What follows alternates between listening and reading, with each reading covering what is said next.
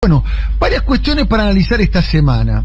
Vamos a arrancar con vos, Amado, con vos, Artemio. Vos, Amado, ¿te parece que el hecho más destacable de la semana es el comunicado que se firmó, encabezado por Fernanda Vallejo, por Raúl Eugenio Zaffaroni, Pablo Moyano, Hugo Yasky, entre otros, ¿no? Planteando una renegociación más dura con los organismos internacionales, con el Fondo Monetario y con el Club de París. Ese es tu tema, Amado. Sí, me parece que es muy importante este llamamiento, ¿no? Porque más allá de calificar a una negociación como dura o no, tiene que ser racional en términos de que se pueda cumplir. Y la historia argentina con el Fondo Monetario Internacional está plagada de malos acuerdos que no se pudieron cumplir. Entonces, por un lado uno podría pensar que es una estrategia propia del fondo, ¿no? Llevarte a firmar cosas que antes de arrancar se sabe que no tienen destino, pero en el medio, claro, arrasa con el aparato productivo y con la capacidad de mejorar la vida de las argentinas y argentinos. Y esta es una historia que podríamos remontar a Prebisch con la revolución fusiladora, allá desde el año 55. Bueno, en realidad nuestros oyentes ya saben que Argentina no entró originalmente al fondo, sino que lo hizo con la revolución fusiladora, porque en tiempos de Perón el gobierno no decidió ingresar al fondo y esto efectivamente no sucedió. Ahora, a partir de las políticas que se implementan en esa dictadura, que como todas fue cívico-militar, y la parte cívica fue tan lamentablemente trascendente como la militar, tenía en su corazón las políticas del Fondo Monetario, el endeudamiento, el famoso cuento de la inversión extranjera, el famoso cuento del atraso de los precios de los servicios públicos, es decir, las tarifas. O sea que es una historia que podríamos decir que comienza en el 56 en la Argentina, que el responsable de que Argentina no se haya constituido en una nación soberana, independiente y con justicia social es en gran parte el fondo, porque, te repito, esto se inició en el 56, que tuvo como objetivo terminar con la Constitución del 49. Ese fue el objetivo central de la revolución fusiladora, de una forma muy violenta, como son siempre estas cuestiones. Ahora, esta historia se fue repitiendo y bueno, tenemos a Martínez de Oz, tenemos a Cavallo, tenemos a Sturzenegger, tenemos a Duhovne, tenemos a todos estos personajes que siguen clamando por lo mismo, que son acuerdos que no se pueden cumplir, pero te repito, en el medio del incumplimiento se va la vida de las argentinas y los argentinos, y también se va la capacidad productiva de nuestro país. El caso más gravoso que tenemos cerca es el de Grecia, si queremos cerrar los ojos a lo que fue el 2001 en Argentina, ¿no? 2001, y te diría el gobierno de Macri, que todavía no tuvo renegociación, pero dejó en una posición. Argentina tiene 1/3 de los préstamos del fondo. Hay 185 países en el fondo aproximadamente. De toda esa masa de países, Argentina tiene 1/3 de los préstamos, en una situación que no se puede resolver si no es en un plazo muy muy prolongado, si no es no imponiendo ninguna condición. No es lo que se está conversando, Amado, ¿no? Supuestamente se está conversando un programa de facilidades extendidas, que sería 10 años a la tasa que presta el fondo, digamos. Bueno, pero ahí está justamente la importancia de esta proclama. Si se cierra un acuerdo de estas características, está destinado a fracasar. No va a salir bien eso, no va a salir bien. Entonces, sí, pero pareciera ser que el gobierno está diciendo, che, consigamos los años de gracia, los años los años de perdón, de waiver, digamos, y bueno, en todo caso renegociará el próximo gobierno, será Alberto Fernández si reelige, será otro presidente del Frente de Todos, si sigue existiendo el Frente de Todos, será Larreta, será Macri, será Bullrich, será Vidal, y que el próximo renegocie, digamos, medio como que pareciera ser que las coordenadas desplegadas por el actual gobierno es parecido a lo que desplegó con los privados también, ¿no? Bueno, habrá una renegociación con el próximo gobierno. Pero yo te diría, Daniel, primero, para ponerlo en perspectiva concreta, Macri dejó al gobierno a las argentinas y a los argentinos, ¿no? El gobierno se hace cargo de una situación, y esa situación es inarreglable en términos de este tipo de caminos, y eso lo provocó Macri, lo provocó Dujovne. Sí, eso es el diagnóstico, bueno, está claro, de hecho, claro. Pero de hecho perdió, Macri perdió y ganó Alberto. Exactamente, bueno. Eso ya saldado. Entonces, de hecho, el presidente dijo en la noche del debate, ahí podemos pasar el audio, le podemos pedir a Silvio que lo pase, dijo en la noche del debate, señor presidente, usted en algún momento va a tener que explicar qué pasó con que se lo llevaron sus amigos. Bueno, por eso, ese es el diagnóstico. A ver, pero de diagnóstico, plateístas somos todos, digamos, pero Alberto Fernández no es plateísta. Bueno, pero no solo es el diagnóstico, sino son las condiciones de inicio. Entonces, a partir de ahí, el gobierno, por ejemplo, envió por primera vez en la historia una denuncia penal respecto a esto. Creo que ese es un paso muy importante. Ahora, al mismo tiempo, te digo que si avanza rápido un acuerdo, le está lavando la cara a su propia denuncia penal, ¿no? Le está bajando el precio a su propia denuncia penal. Por eso, este pronunciamiento que firmamos muchas y muchos, para mí también es una señal de apoyo fuerte al gobierno. Es decirle al gobierno, en la coalición... Al otro día salió Santiago Cafiero a bajar el precio. Disculpame que te pinche el globo, amado. Salió Santiago Cafiero diciendo, bueno, es la oposición. Es un problema de Santiago Cafiero que... Bueno, salió Santiago Cafiero y dice, bueno, el Frente de Todos tiene varias variantes, no es lo que estamos pensando, tenemos que pagar la deuda y demás. Está en la línea poniendo tabalaganza, digamos. Pero para mí esto no se trata de una discusión de personas y personalidades. Si el jefe de gabinete dijo eso, se equivoca, porque va a fracasar. Y yo creo que todas las partes del Frente de Todos, lo que ha demostrado este pronunciamiento es que tenemos algo para decir. Todas las partes tenemos algo para decir. Y nadie se tiene que enojar si no se hace lo que uno desearía que se haga, porque por eso es un frente. Ahora, nosotros venimos advirtiendo cosas que vienen sucediendo. Entonces, si se quiere minimizar algunas voces, bueno, seguiremos peleando adentro del frente para ser escuchados. Pero no se trata de una pelea ni una discusión, y a mí me parece que las declaraciones son malas también cuando uno parece que le está dando explicaciones a algún sector. Uno tiene que decir lo que piensa de la mejor manera y lo más responsable, y el gobierno tiene que gobernar, y ese gobernar es mucho más difícil que opinar, pero creo que tienen que estar en la caja de herramientas del gobierno y todas las opiniones.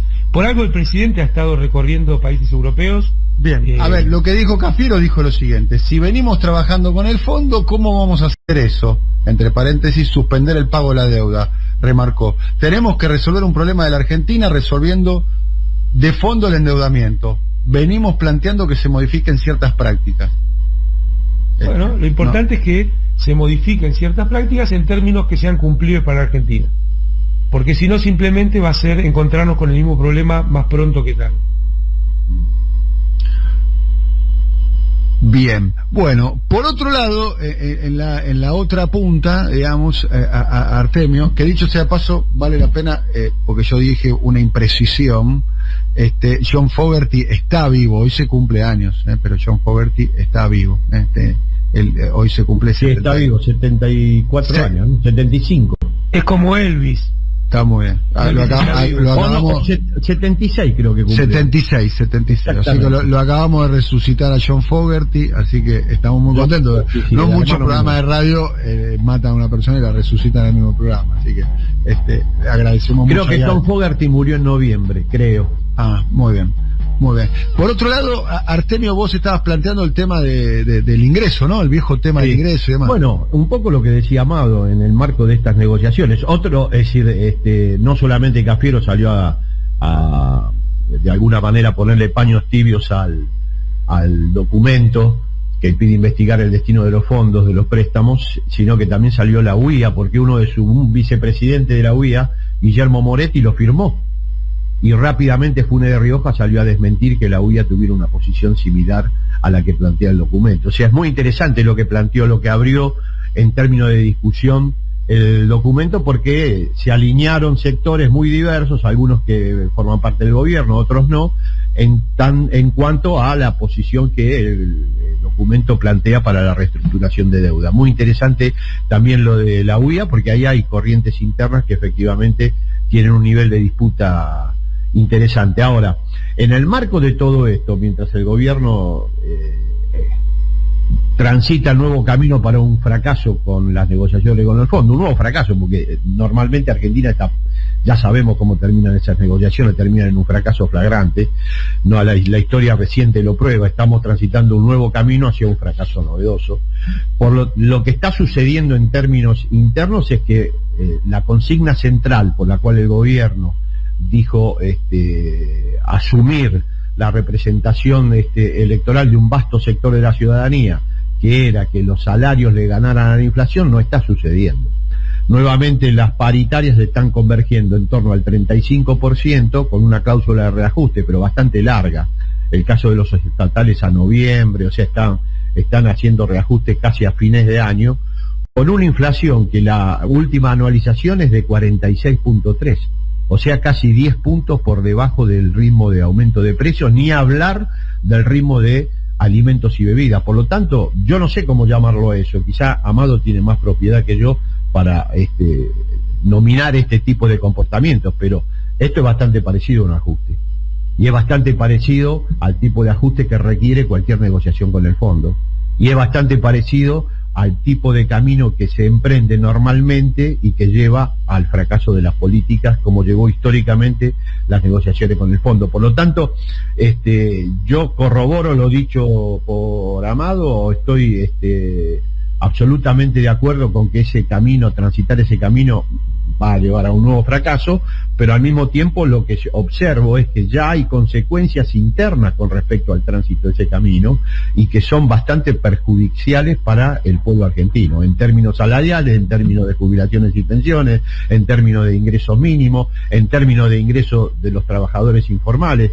Hay claramente una caída notable del poder adquisitivo de los ingresos familiares, y yo creo remitirlo con pertinencia a esta serie de negociaciones que se están realizando con el Fondo Monetario. Te agrego a esto que dice Artemio dos cosas muy concretas: que después del desastre que hizo Macri se hable y se otorguen aumentos a las tarifas de los servicios públicos, no tiene razón de ser.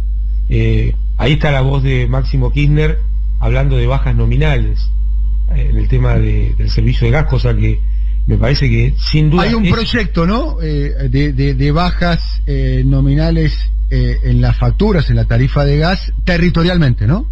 Ese Pensado es en términos territoriales. Sí. Una segmentación territorial, ¿no? Porque mucho se habla, ¿no? Amado, Artemio. En la zona fría. Sí, en la zona fría, mucho del interior de la provincia de Buenos Aires, pequeñas localidades y demás. Sí. Una pequeña digresión. Sí. El segundo tema que te quería decir concreto de lo que plantea Artemio es la cuestión de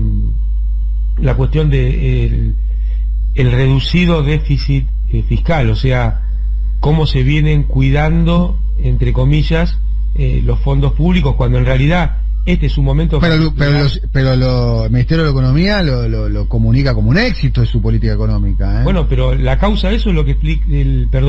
La consecuencia de eso es lo que decía Artemio, que el salario no le puede ganar a la inflación. Entonces, por eso, cuando la cartera económica comunica, hay que ver para quién comunica. Bueno, pero a ver, voy a poner un asterisco en lo que estás diciendo vos, Amado, lo que está diciendo Artemio. A ver, el presidente de la Nación dijo el salario le va a ganar la inflación. El jefe de gabinete dijo el salario le va a ganar la inflación. Y el ministro de Economía le dijo el salario le va a ganar la inflación. Los tres lo dijeron públicamente. O sea, en algún momento eso va a tener que pasar, porque forma parte de, más allá de cómo lo padecen las familias argentinas en su calidad de vida, forma parte del nuevo contrato electoral, si se quiere. Bueno, sobre todo porque venimos de una caída de casi el 25% de los ingresos familiares durante la etapa Macri. Ni hablar, ya no se plantea en recuperar esa caída, simplemente que en el decurso de estos 2 años, los salarios efectivamente se instalen por arriba de la inflación. Eso se dice, y todos lo dicen, el presidente en particular ha hecho hincapié una y otra vez en esa circunstancia, pero eso no está pasando, eso es lo que queremos señalar. No se observa que eso esté sucediendo, y eso, entre otras cosas, trae una retracción en el consumo, una ralentización del proceso de crecimiento o un crecimiento para pocos.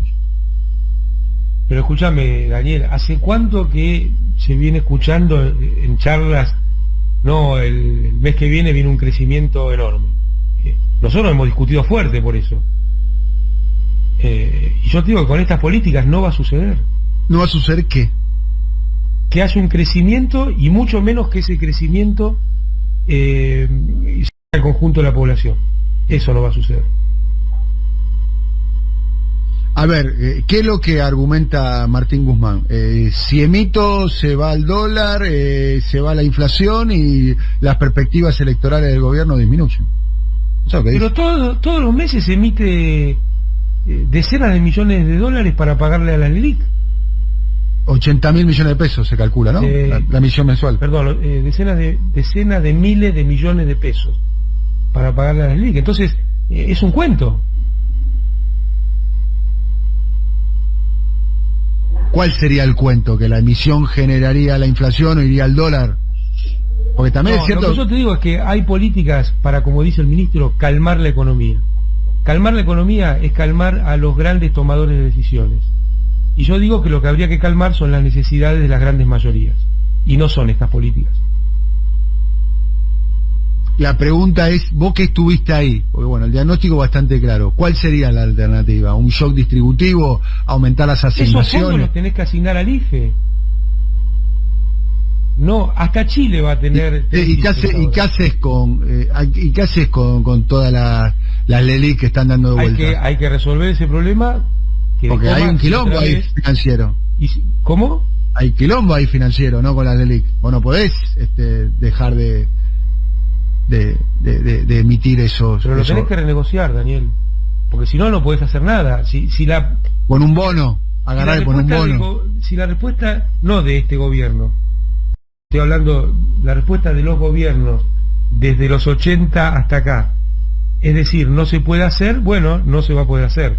Ahora, a mí me parece que la historia reciente de Sudamérica ha demostrado que hay montones de cosas que se pueden hacer, con límites, con dificultades, por supuesto con muchas peleas, pero hay cosas que se pueden hacer. Ayer el presidente de la Nación dio una entrevista y me gustaría compartir con ustedes un fragmento de lo que dice sobre el tema del río Paraná y sobre el tema hidrovías, que es un tema neurálgico. La entrevista fue muy buena, con el actor, comediante, conductor radial, animador, Pedro Rosenblatt. Muy buena entrevista, me animaría a decir, por lo menos, yo no la escuché entera, pero por los fragmentos que escuché, no sé si no es la mejor o de las mejores entrevistas que dio el presidente de la Nación, y eso que dio muchas, por cierto. Y sobre el tema Río Paraná, Alberto Fernández decía esto. Primer punto, hay muchos compañeros que son muy virulentos conmigo. Sí. Yo siempre digo lo mismo, miren, la hidrovía venció en el año 2011 y le dieron 10 años más de vida. Y son muchos compañeros que hoy me piden que me haga cargo de la hidrovía. Digo esto para que pongamos un poco las cosas en orden. El problema de la hidrovía no es un hecho revolucionario. Es resolver un problema que tenemos nosotros para conectar el norte del país con la salida al Atlántico. ¿Ok? La utilización de dos ríos, el río Paraguay y el río Paraná, para salir al Atlántico. Para que eso pueda ocurrir, necesitamos dragar mucho los ríos esos. Perdón, dragar quiere decir que haya permanentemente barcos que vayan cavando en el fondo del Paraná, sacando la arena y el barro del Paraná, para que haya más agua y puedan ir barcos con más porte que al cargar más se hunden más y necesitan más profundidad. Que no pase lo del canal de Suez. Exactamente, exactamente. Ese trabajo del dragado de un río como el Paraná no lo puede hacer cualquiera. Y si lo quisiera hacer el Estado, tendría que hacer una inversión millonaria. No tenemos esos barcos, digamos. No existe, no los tenemos nosotros. Y hay muy pocas empresas en el mundo que hacen eso. Una es la belga, ¿no? Que es la que lo saca. Una es la belga, pero hay otras, no es la única. Entonces, ¿qué he planteado yo? Miren, el río Paraná y el río Paraguay es un tema nodal para el desarrollo del norte. Que todas las provincias ribereñas de esos ríos participen en la licitación, en la adjudicación y en la administración de esos ríos. Hasta ahora lo hacía el Estado Nacional. Ahora no va a ser así. Va a ser un consejo donde están todas las provincias con el Estado Nacional administrando ese río. Vamos a llamar a licitación. ¿Qué podemos cambiar de lo que es presente? Bueno, hoy en día, por ejemplo, lo que sería el peaje del uso de la hidrovía, lo cobra el concesionario y después le rinde cuentas al Estado. ¿El concesionario es una empresa argentina? Hoy es la belga. Ah, hoy es la belga, ok. Asociado a una empresa argentina. Ah, está. ¿Okay? Pero digo, lo que podríamos hacer es que cambiar esa regla, que el Estado cobre el peaje y después le pague la concesión. No que cobre la concesión y después se lo rinda al Estado. Bien. Eso podríamos hacerlo. Bien, esta es la posición, pareciera ser una novedad, ¿no, Amado, Artemio, con respecto al tema del río Paraná? Es una novedad en el camino que se venía desarrollando, con un cambio muy interesante, que es quién cobra el peaje, que me parece que entre las posiciones de máxima y de mínima que se vienen expresando, es un avance importante, porque eso va a implicar mayores niveles de control, sin duda.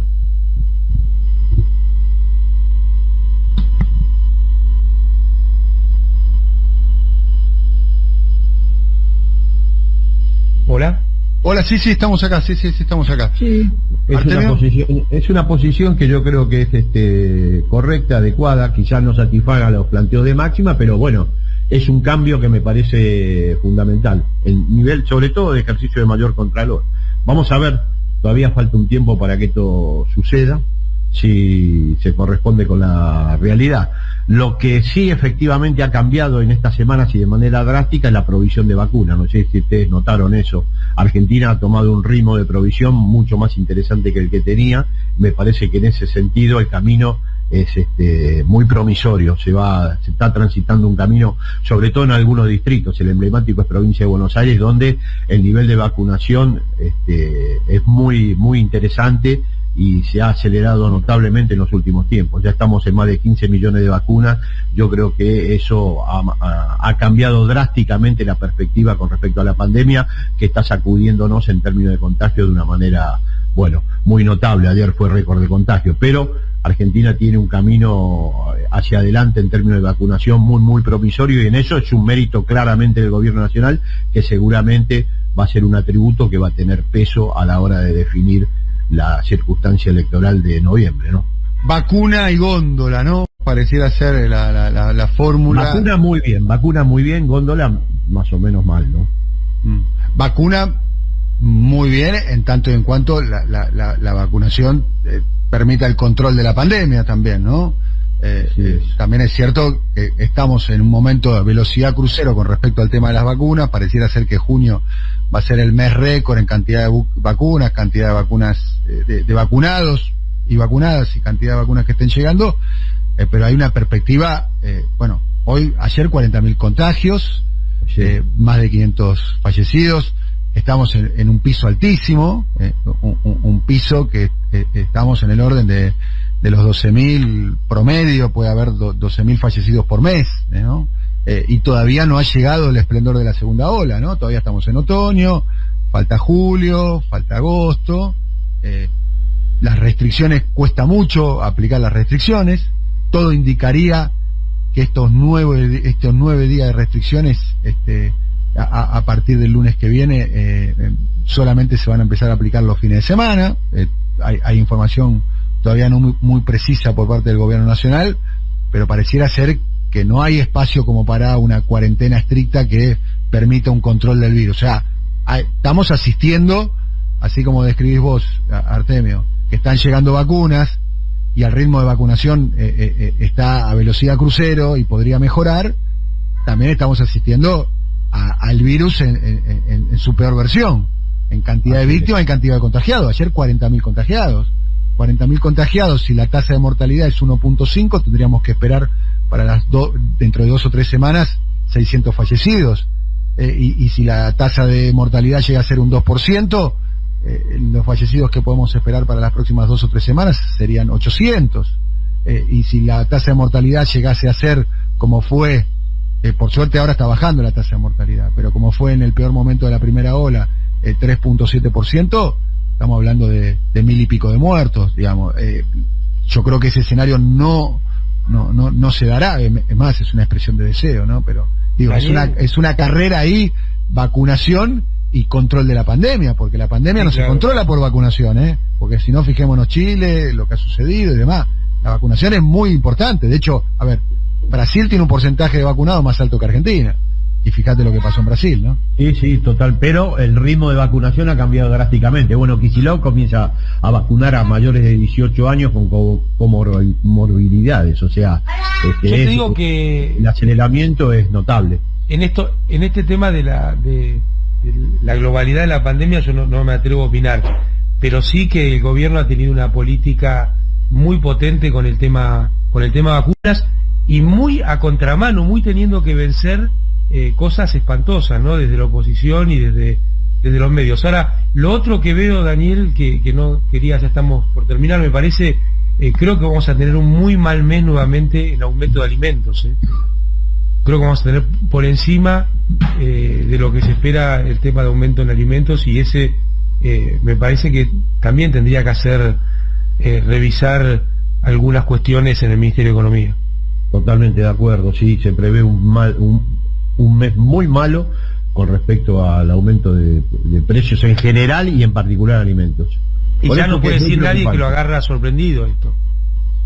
No, además quedó de lado ya la previsión presupuestaria, está totalmente superada. Eso también hay que decirlo, ¿no? Y las negociaciones en torno a los aumentos salariales dejan de lado absolutamente las previsiones presupuestarias. Hay un problema severo ahí, no hay nada que hacer. Los caminos de negociación con el fondo normalmente implican ajustes, y lo que está pasando en Argentina en términos de salarios y precios, yo no sé si llamarlo, es bastante parecido a un ajuste. Bueno, sí, pareciera ser que sí, ¿no? Con otra retórica, ¿no? Yo les recomiendo que si pueden ver a nuestros oyentes, y el 25 de mayo entrevistamos en la última hora del programa al periodista Diego Genú, que es el autor del Peronismo de Cristina, un libro muy interesante, recientemente publicado, que recomiendo, si les interesa, leer el libro. La verdad que hay además varias figuritas difíciles. Hay una entrevista a José Luis Manzano, una entrevista a Eduardo Rosati, presidente de la Corte, una entrevista a Emilio Monzó, y hay testimonios muy valiosos y hay un análisis muy interesante. Y otra de las cuestiones que de alguna manera trasciende y está en el libro casualmente es que, bueno, con el país que dejó Macri, con el nivel de conflictividad social que dejó Macri, solamente el peronismo podía hacerse cargo de eso, podía hacerse cargo de el nivel de conflictividad y llevar adelante el ajuste que era necesario, ¿no? Algo que había una vez anticipado allá por el año 2018, 2019, creo que más 2018 que 2019, el economista Guillermo Calvo, en una entrevista al diario El Mercurio, el diario chileno Mercurio, dijo, bueno, para lo que viene, nada mejor que el peronismo con su control de la conflictividad social. Algo muy parecido a lo que sucedió post-89, post-Alfonsín, con Carlos Menem, ¿no? En el sentido de que las reformas que quiso llevar adelante, no estoy comparando a este gobierno con el de Menem de ninguna manera, no lo estoy comparando. No, pero es válido lo que decís porque es lo que tenía en la cabeza Calvo, me parece. Sí, bueno, lo que tenía en la cabeza Calvo, pero Calvo dice, ojo que se viene un ajuste y lo pueden hacer los peronistas. Bueno, ellos pretenden usar al espacio nacional y popular como herramienta de los intereses más concentrados. Y como eso sucedió en la Argentina, bueno, esa es la tensión que hay hoy, ¿no? Claro. Pero ojo que se esté dando esto ahora, ¿no? También. Bueno, pero no olvidemos que Cristina en el Maradona, a fines del año pasado, creo en diciembre, señaló que había que ajustar salarios, tarifas, inflación, y que jubilaciones y pensiones, y que ¿Me dejás patear un hormiguero? Ese era el rumbo del gobierno. Pero Artemio, lamentablemente, Artemio, Amado, eso no se está verificando en la realidad. Insistimos, es lo mismo que dice Cafiero, lo que dice Alberto y lo que dice Guzmán, de que los salarios le van a ganar la inflación. También está la proclama, también están las cosas que dice y hace el presidente. Por eso digo que es en tensión. No, es una moneda que está en el aire. Bien, la moneda está en el aire, pero vos acabas de anticipar que en el mes de mayo otra vez va a haber una suba de los alimentos importante, ¿no? Muy dañina. Bien, y yo les digo a ustedes que saben, a ver, vos Artemio haces a ver, Artemio, vos comenzaste esta charla diciendo, yo fui a recibir a Perón a Ezeiza. Una anécdota. Bueno, está bien, pero sos un tipo que interviene en política y actúa en política hace 50 años, sí. o más. Sí, más. Vos, Amado, fuiste vicepresidente, ministro de Economía, director de la ANSES y demás. Estamos en mayo, ¿no? Junio, ya estamos casi en proceso electoral, ¿o no? Y sí, bueno, se estiró a noviembre, pero sí, estamos ya en los prolegómenos, claro. Digo, le pregunto a ustedes que son los que saben, insisto, yo no sé, nunca participé en un proceso electoral, solamente como ciudadano. Ya el partido ya está empezado, ¿no? No es que va a empezar el partido. Exactamente, y el gobierno va a transcurrir ya su primer mitad. No, pero me refiero en términos electorales, digamos. El partido ya está empezado, lo que no se haga ahora electoralmente va a tener un costo, ¿o no, Amado? Por supuesto que las políticas públicas tienen un tiempo en madurar, entonces es claro que lo que haces hoy no tiene impacto mañana, tiene impacto en 3, 4 meses, dependiendo cuál sea el tipo de medidas que se implementan, ¿no? De cambio de razonamiento, lo que no haces hoy también. Así es. Pero sí se nota el cambio de tendencia, que creo que haces y de lo que no haces. Pero bueno. Bueno, hemos terminado un episodio nuevo, lo tenemos ahí acá.